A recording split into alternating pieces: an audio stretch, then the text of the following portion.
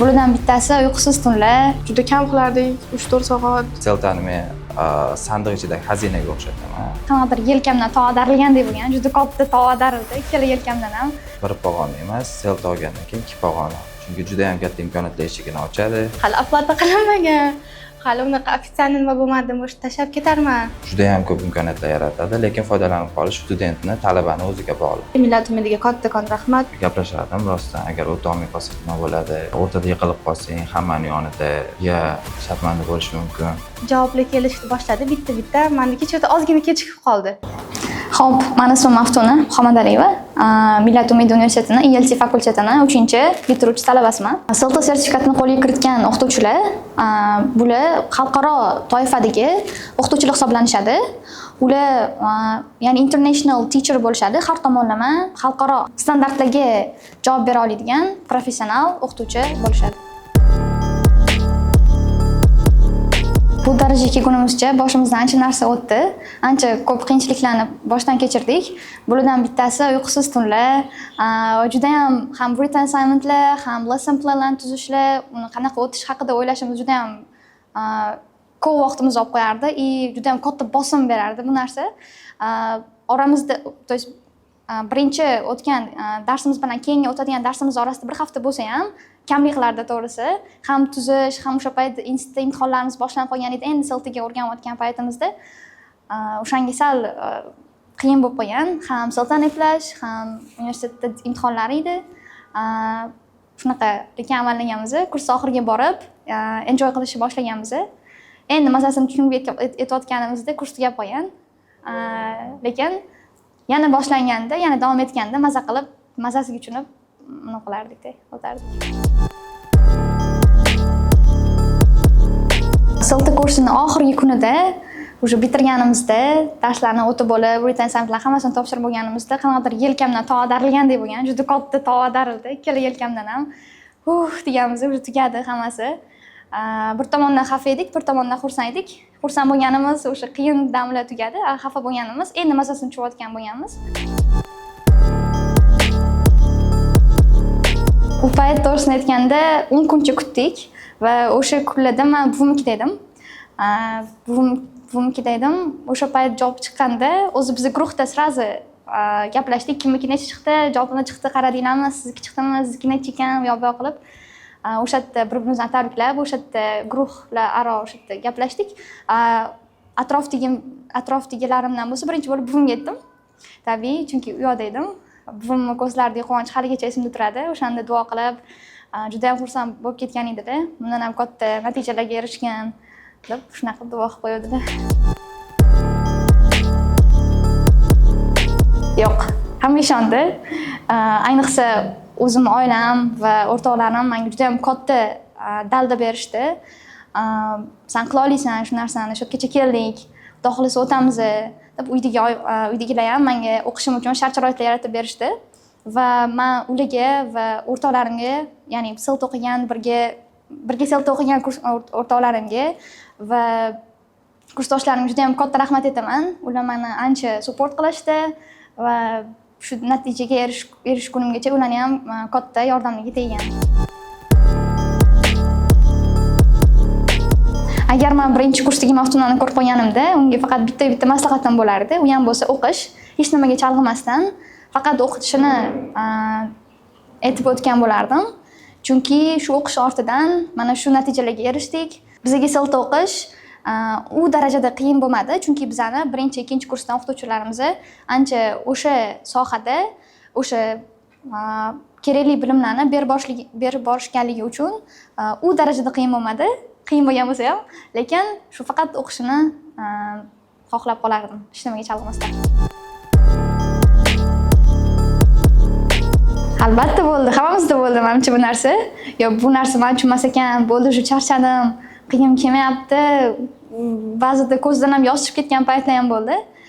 Lekin endi shu paytgacha keldik, qo'limizga shu imkoniyat tushdi. Umidjon akaga rahmat kattakon, shu darajaga kelishimizga bizga eng katta yordam bergan ular bo'ladilar. Moliyaviy tarafdan ham har tomondan bizani qo'llab-quvvatladilar. Ularga kattakon rahmat. Lekin o'sha paytda shularni eslab, bizga shuncha odam qarab turibdi. Uydagilar, o'rtoqlar shu darajagacha keldik, shu yoqqacha keldik deb o'zimizni oliy maqsadimizni eslab yo'limizda yana davom etdik. Bu narsa har hafta bo'lib turardi, chunki har hafta siqilardik. Lesson plan tayyorlash kerak, written assignmentlar, juda ko'p resubmissionga tushganmiz. Men ayniqsa 3 ta resubmissionga tushganman. Lekin xudoga shukr hammasidan o'tdik. Shunaqa hammaga, menga yordam bergan hammaga rahmat. Silta olmoqchi bo'lib, lekin shubhalanayotgan studentlarga bitta maslahatim. Bu narsa meni ham o'zimdan o'tgan. Ya'ni o silta ekan, qanaqa o'taman, qiyin bo'lsa kerak deb rosa ko'p shubhalanishlar bo'lgan va bu tabiiy deb o'ylayman. Lekin maslahatim qilib ko'rish kerak, boshdan o'tkazib ko'rish kerak. Baribir o'tib ketasiz, eplagan eplaydi, xudo xolasa. Mana biz epladik, shu darajagacha yetdik. Oldingizda support beradiganchilar bo'lsa, xudo xolasa qiyin bo'lmaydi. Oliy maqsadni eslab, faqat olg'a bosib kerak, komfort zonadan chiqish kerak. Men o'zi komfort zonada qolib ketgan edim, lekin Diyoraga, Nazokat o'rtoqlarimga juda ham kattakon rahmat. Ular meni o'sha komfort zonadan olib chiqib ketishdi va o'sha kurs o'qishimga ham ular sababchi. Men voy silta qiyin, o'ta olmasam pulim kuyib ketadi, endi nima qilaman keyin agar o'ta olmasam degan har xil savollar, shubhalanishlar bo'lgan. Lekin shu o'rtoqlarimga kattakon rahmat. Meni oldimda turib, "Davay o'qiymiz, birga shu yoqqa keldik, shu yoqqa ham chiqamiz endi" deb qo'llab-quvvatlab oldimda turishgan. Ularga kattakon rahmat. O'shanga komfort zonadan chiqish kerak, yangi odamlar bilan tanishish kerak, qilish kerak. Oldingizga imkoniyat kelyapti. Bizga o'sha moliyaviy tomondan ancha katta yordam berdi Umidjon aka. O'shani ushlab, kelgan omadni yaxshilab ushlab, harakat qilib olish kerak. Millat umidiga juda ham katta rahmatimni aytaman.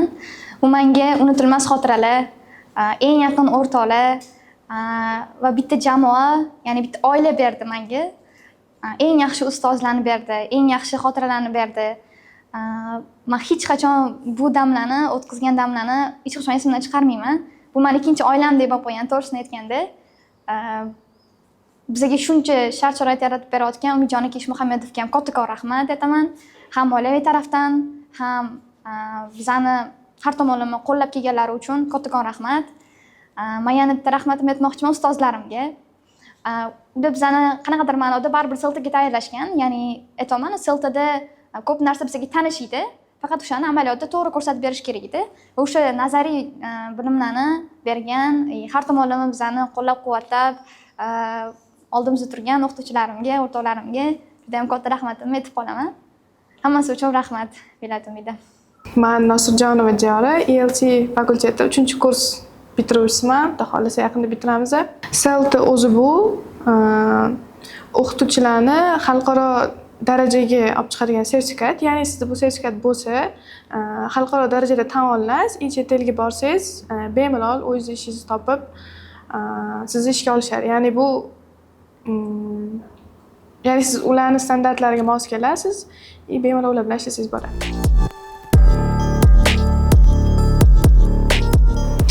Qiyinchiliklar juda ko'p bo'ldi. Men ham ishlardim. Ishim ko'p emas edi, ishlardim. Universitetda o'qidik, finallarga to'g'ri keldi. Ham silta o'qidik. Hammasiga ulgurish juda qiyin bo'ldi.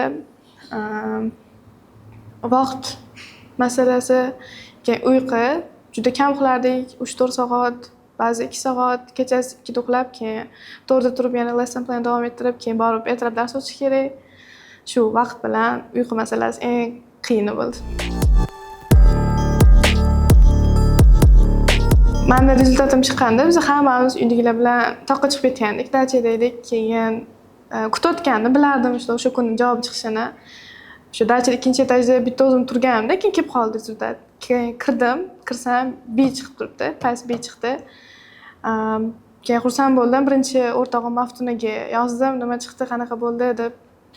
Bir-birimiz bilan ulashdik. Keyin sraz bosqichga tushib uydagilarga aytdim, dodam, buvimgilar bor edi. Hammalik xursand bo'lishdi, chunki hammalik qo'llab-quvvatlashdi. O'sha kunlari uyda umuman hech qanaqa ishlar qila olmayotgandim. Oyim даже ovqatlarimgacha tayyorlab, kiyimlarimgacha dazmol qo'yayotgandilar. O'shanga birinchi bor ularga ham aytdim. Yo'q, unaqa bo'lmadi, lekin ba'zi ustozlarimiz bor edi, ular ham silta olishgan. Ular ham aytishgandi, qiynalib, yig'lab oldik deb. Biz o'shanga qo'rqqandik, ustozlarimiz qiynalishgan, biz qanaqa olamiz deb. O'zimiz ichimizda qo'rquv bor edi. Lekin shu bizga ishongan odamlar bor edi, Umidjon aka ishondilar, boshqa ustozlarimiz ishonishdi, oila a'zolarimiz, do'stlarimiz ishonib, shu birgalikda qildik. Men o'ylayman, agar misol uchun Millat umidida o'qimaganimda, Selda o'qimagan bo'lardim deb. Chunki bizga o'sha moliyaviy taraflama yordam berildi. Keyin 2-3 kursda shu Seldaga, ya'ni shu teachingga oid bo'lgan teoriyalarni biz universitetda o'rgandik, nazariy bilimlandik. Bu narsa bizga Selda qiyin bo'lmadi uncha, chunki biz universitetda o'rgan bo'lgandik. Shu birinchi o'rinda Seldaga moliyaviy taraflama, keyin shu ustozlarni bizga bergan bilimliga yordam berdi. Birinchi o'rinda shu Selda boshlashimizga sababchi bo'lgan ustoz bu Hojimurod aka Yusupov. Ular birinchi kursda bizga dars berganlar. Ularni ko'rsam xuddi Seldani ko'rgandek bo'laman, chunki Seldada nima yozilgan bo'lsa, ular xuddi shunaqa dars o'tganlar. Ularning darslarida даже просто telefonga qarashga ham o'zingizda xohish ham bo'lmaydi. Ular shu darajada zo'r o'tganlar darsni. Selda o'qishni boshlashdan oldin ham biz ular yonlariga bordik. Ular bizga maslahatlar berdilar. Selda davomida ham bemalol yordam beraman dedilar, yordam berdilar ham. Qancha erinmasdan savollarimizga javob berib. O'sha odamni men ideal ustoz sifatida bilaman. Bundan tashqari hozir 3-kursda ham juda zo'r ustozlarimiz bor. Saida Yurgasheva. Ular shu ingliz tili O'zbekistonga kirib kelishidan уже dars berish boshlaganlar-da. Hozir уже O'zbekistonning eng yaxshi ingliz tili o'qituvchilarini ular o'qitganlar. O'sha ustoz bizga hozir dars beradi. Har bitta lahzadan maza qilishni maslahat bergan bo'lardim, chunki 3 yil juda tez o'tib ketdi. Qiynaldik to'g'ri, imtihonlar, yana o'qishlar. Muhimi o'sha imtihondan, o'sha o'rtoqlar bilan birga yurishdan, universitetdan, prям har bitta daqiqadan maza qilib yashashni maslahat bergan bo'lardim. Time management men multitaskingni yaxshi ko'raman. Ya'ni misol uchun yo'lda ketayotganimda ham faqat yo'lda ketmayman-da, yo'lda ham boshqa ishlarni qilib ketaman, narsa eshitib ketaman, darsimni qilib ketaman. Bo'sh qoldimmi, o'sha nimanidir qilib turaman-da. Shu. Keyin shu Selda paytida endi yo'lga ham ko'p vaqt ketadi-ku. Men ko'p taksida yurdim. Shu taksida yurish kerak, multitasking. Chunki taksida ham qilib ketsa bo'ladi, chunki Seldaga ham mana yo'lda u yoqqa ketayotganimda 40 minutlik yo'l, taksida ham notebookda ishlab shu xullas bo'sh qolingizni quvurish kerak. Birinchi o'rinda Selda uchun o'zi kamida C1 darajasi kerak. Shuning uchun уже birinchi kursdan boshlab IELTS hamma seksionlar kamida 7 bo'lishga tayyor bo'lishi kerak. Uni уже birinchi kursda qilib bo'lishligini iltimos qilib so'rab qolaman, chunki 3-kursga уже taqashsa ulgurishmaydi, qiyin bo'ladi. Shuning uchun birinchi kursdan уже IELTS kamida 7,5 bo'lish kerak qo'lligida. Keyin universitetda o'rgatilayotgan har bitta nazariy bilimlarni yozib, o'rganib borish kerak. Keyin o'zi Seldaga tayyorlaydigan o'zi kitoblar bor, teaching bo'yicha. O'shalarni ham o'qib, tayyorlanib borish kerak. Bu haqida juda ko'p gapirsam bo'ladi. Lekin birinchi aytadigan narsam, bu universitet meni xuddi ikkinchi uyimdek bo'lib qolgan. Chunki har kun ertalab 8 da kelaman bu yoqqa. Hali deyarli odam kam bo'ladi. Kelaman, bemalol sumkamni qo'yib, xohlagan ishimni qilib yuraman. Hech kim tegmaydi bilaman, xuddi o'zim uyimda yuraman. Hamma tanish, hamma odamlar tanish, bemalol. Даже bufetda turadigan odam, qorovullar, universitet tozalaydigan odamlar, hammaning birga taniymiz, gaplashib, doim maza qilib yuramiz. Kursdoshlarim juda zo'r. Ustozlarimiz, o'rtoqlarim, eng yaqin o'rtoqlarim shu universitetda topdim. Eng zo'r xotiralar bo'ldi, bo'lyapti. Umidjon aka ham doim qo'llab-quvvatladilar. Shu, endi xudo xolisa shu universitetda ishlash niyatim bor. Umid qilaman, ikkinchi o'yin bo'lib qoladigan umiddaman. Avvalambor assalomu alaykum. Alimjanova Arjumanbonu Alimjanovna, IELTS 305 talabasiman va bu yil bitiruvchi kurs. Xo'p, to'siqlar bo'lmadi, lekin qiyinchiliklar bo'ldi. Hozir o'rtoqlarim, Seldada birga o'qigan guruhdoshlarim aytib bergandek, uyqusiz tunlar bo'ldi. Даже yig'lagan kunlarimiz bo'ldi. Men esimda Seldan ikkinchi darsidan keyin o'rtoqlarimga kelganmanda yig'laganman. Voy, bilasanmi, u yoqda IELTS 9li ustozlar bor ekan. Shunaqangi zo'r experienced ustozlar bor ekan. Ularning oldida biz pastroq bo'lib qolmaymizmi, sotib hali talabamiz degan narsa o'tdi-da ichimdan. Keyin o'rtoqlarimga shu joyda ham rahmat aytib ketmoqchiman. Ular juda meni podдержка qilishdi. Yo, seni qo'lingdan keladi, sen kuchlisan, shuncha narsaga erishding, shuncha joyga yetib kelding, bundan buyog'iga ham erishasan degan narsa bo'ldi. Xo'p, aslida men rostdan ham rol model bo'lgan ustozlarim juda ham ko'p.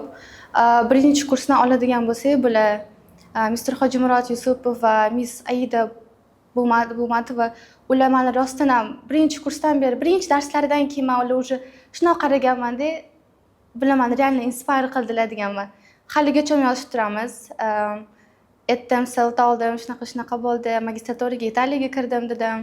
Xursand bo'lishdi, tabriklashdi. Keyin selta davomida ham shu o'zimizning tutorlarimiz Natasha Volkovskaya, Katerina Protsenko, ular ham juda meni nima desam ekan, motivatsiya berib, menga shularga o'xshagan ustoz bo'laman degan narsa ichimdan o'tdi. O'sha aytdim, men 2 kundan keyin o'rtoqlarimga borib yig'laganman deb. O'sha payt o'tdi deb aytdim, qaranglar, hali kech bo'lmasdan turib, hali oplata qilinmagan, hali unaqa ofitsialniy nima bo'lmadi, o'sha tashlab ketarman. Juda menga emas shekilli tushunmayman degan narsa bo'ldi-da, birinchi darsdan keyin. Keyin ular aytishdi, yo'q, Bonya, sen qo'lingdan keladi. Keyin biz o'zi boshlashdan oldin shu ustozlarimizdan eshitib kelganmiz. Seltadan oldin pre-selta mana shu tayyorlovdan kitoblari o'zlarini yoki tam selta tutorlar YouTube'da videolar chiqarishardi, shularni kuzatib, ishonmaysiz, o'sha ikkinchi darsdan keyin Scrivener kitobi bor edi. Kechqurun bilan uxlamasdan o'shani bir 50-60 betini o'qib chiqqanman-da. Keyin selta demak mana bunaqa narsa ekan degan o'sha понятие bo'lganda menda. Seltani o'zi imенно o'sha kun chiqishini bilmas edim javobini. Biz oyim bilan obed qilib o'tirdik. Uyda faqat ikkalamiz-da oyimlar bilan. O'tirdik, javoblar kelishni boshladi bitta-bitta. Menda kechada ozgina kechikib qoldi. O'yladim, nimaniki kelmayapti ekan deb. Keyin o'tirdik, oyimlar xonalariga kirib ketdi. Men, "Oyjon, javob keldi" dedim. O'tirimiz, notebook oldinda, aytaman, "Davayt siz ochasiz." Keyin oyim ochdilar. Shunday rezultatim chiqdi. O'sha payt oyimning ko'zidagi quvonch yoshlari haligacha ko'zim oldida, esimda. Xursand bo'lib ketdilar, duo qildilar. Keyin tilagingni deb aytdilar-da. Nima bo'lsa shuni qilamiz, nima desang dedilar. Keyin aytdim, shu magistraturaga ketmoqchi edim-ku. O'zi sal o'ylanib yurdik, endi ruxsat berasizlar dedim. O'sha joyda keyin ruxsat olindi-da, ya'ni ofitsialniy deydi-yu. Shunaqa narsa bo'ldi. Birinchi kursdagi Bonyani ko'rganimda, скорее всего, birinchi aytgan gapim, to'g'ri yo'ldamanmikin, to'g'ri yo'nalish tanladimmikin degan savollarni o'zimga bermaydigan bo'lardim. Chunki ustozlikka yoshligimdan umuman qiziqmaganman. To'g'risi oyim aytardilar-da, yoshligingda qizim yoki ustoz bo'lgin yoki vrach bo'lgin derdilar. Men ikkilisi ham bo'lmayman dedim. Qiziqishim yo'q edi. IELTSga ham o'zi qiziqib kelmaganman-da. Keyin birinchi kursda o'sha ustozlarni ko'rib, darslarda o'sha anaqa qilib oyimlarga bordim-da, "Oyjon" dedim, "Rahmat sizga shu yo'nalishga meni подтолкнуть qilganingiz uchun. Menda realniy interes paydo bo'ldi. Shunaqa passion bor ichimda" dedim. Lekin oyim xursand bo'ldilar eshitib. O'shaning uchun juda afsuslanmayman. O'sha paytda orqaga qaytmaganimga yoki noto'g'ri yo'lni tanladim, boshqa fakultetga o'tib ketmaganimga. Chunki hozir o'zimni imенно tanlagan yo'limda yetuk inson bo'lib yetishimga ishonaman.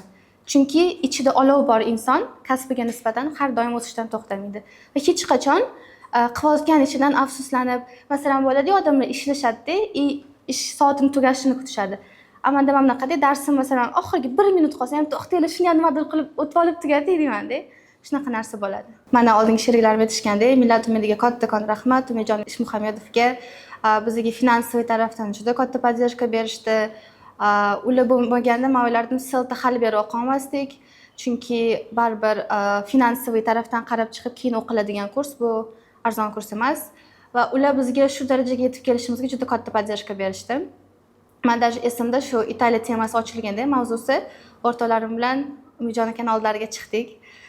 Shunaqa topshirmoqchimiz dedik, maslahatlarni berib, yo'l ko'rsatdilar. Rahmat shu insonga ham shunchalik bizni podдержка qilib, qo'llab-quvvatlab yordam berganlari uchun. Universitetga to'xtaladigan bo'lsak, bu universitetni tanlaganimga afsuslanmayman. Nega? Chunki 3 yil bo'lsa ham 3 yilning ichida juda ko'p narsa oldik, juda ko'p narsa o'rgandik. Juda ham yaxshi ustozlarni ko'rdik. ulardan bilim oldik va ishonmaysiz, haligacha mana birinchi kursda bizga qanaqa mavzu o'tishlarigacha ham eslayman-da, chunki shu darajada ham yaxshi o'qitib, tushuntirib, borlig'ini berib tushuntirishgan ustozlar haligacha mana olov bilan gapirib beraman-da, chunki reально ustozlarni juda ham yaxshi ustozlarni подбирать qilib olishgan. O'shaning uchun universitet tanlaganimdan adashmayman. Ustozlar tarafdan juda ham yutganmiz deb o'ylayman.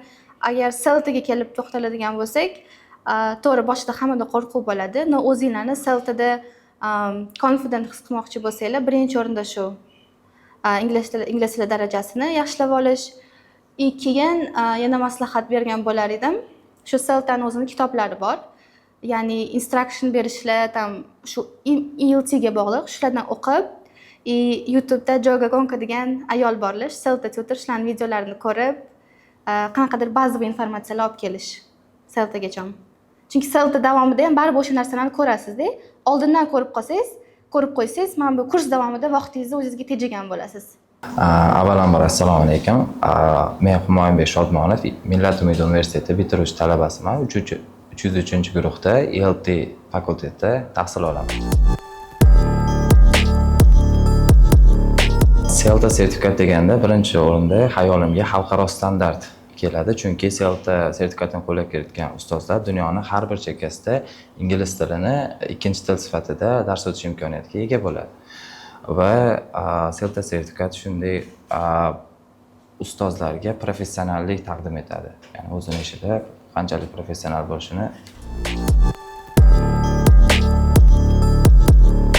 Albatta, har bir narsani o'zgarishi baland-pastliklari bo'ladi va CELTA sertifikatini olishdan oldin va o'qishdan avvalroq birinchi baryer, birinchi to'siq o'zim bo'lganman deb o'ylayman. Chunki qo'rquv bo'lgan, ustozlarim CELTA sertifikatda kuchli bosim bo'ladi deyishganda, boshida o'zimga unchalik ishonmaganman.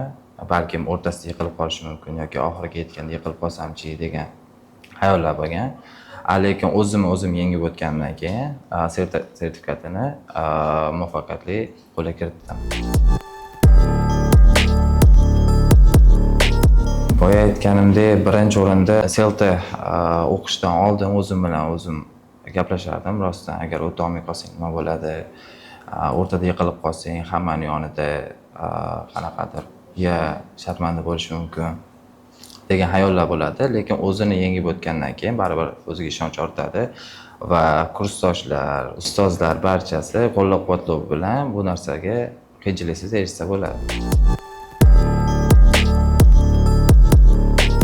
CELTA sertifikatini qo'lga kiritganda insonda birinchi his qilgan narsasi bu o'ziga bo'lgan ishonchni oshishi bo'lsa kerak, chunki juda ham katta bosim bo'ladi CELTAda o'qishda.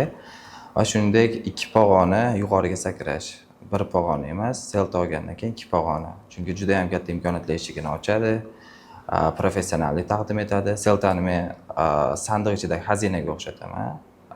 Ya'ni CELTAni olgan inson bilim darajasi va professionallik bo'yicha qanaqadir xazinaga erishadi. CELTA sertifikatimni javobini chiqishi juda ham qiziq bo'lgan. Odatda CELTAni bitirgandan keyin ozgincha vaqt oladi javobini chiqishi va noma'lum qachon chiqishligi. Ozgina kayfiyatim yo'q edi o'sha kuni va o'rtog'im bilan gaplashib turgandim Telegram orqali, video callda va bir muammoyimni share qilib turgan paytimda CELTA sertifikati kelib qoldi. Keyin qarasam, pes ekan. To'g'ridan to'g'ri eksklyuziv o'rtog'imga aytganman, eng yaqin o'rtog'im. Shunaqa bo'lgan. Keyin asta-sekin ustozlarimga, ota-onamga, yaqin tanishlarimga share qilishni boshlaganman. Lekin birinchi natijani bilganimda juda ham xursand bo'lganman. Boshqacha hissiyotlar, ya'ni kayfiyatim u kun juda ham unchalik yaxshi bo'lmagan bo'lsa ham tezda ko'tarilgan. Birinchi kursdagi Humoyinga ko'zim tushib qoladigan bo'lsa, unchalik ko'p narsalarni o'ylamay, faqat to'g'ri yo'lda davom et degan bo'lardim. Chunki